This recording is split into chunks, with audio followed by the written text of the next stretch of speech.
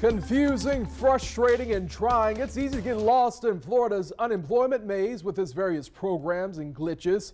You know, particularly bewildering for some, a new program in place called Extended Benefits, which differs from the expansion of federal CARES Act unemployment programs.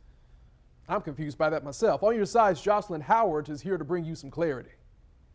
We're seeing a lot of confusion between the program Extended Benefits and the federal extension of programs PUA and PEUC. We're here to break it down for you. Extended Benefits is a state program that is triggered when unemployment rate exceeds 5%. The Extended Benefits program allows up to 6 weeks in additional benefits. To qualify, you must have started on a state claim, moved on to the PEUC program, and exhausted that between June 7th and November 7th. The Department of Economic Opportunity has just started implementing this program, and if you're eligible, you should see this link pop up on your Connect account. You must apply for Extended Benefits to be able to move on in your unemployment programs.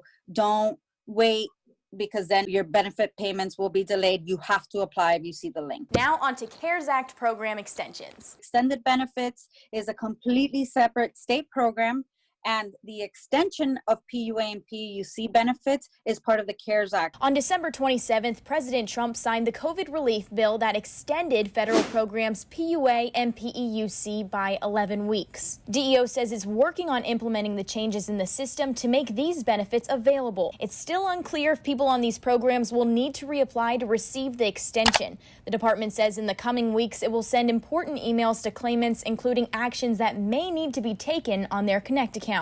Jocelyn Howard, First Coast News, on your side.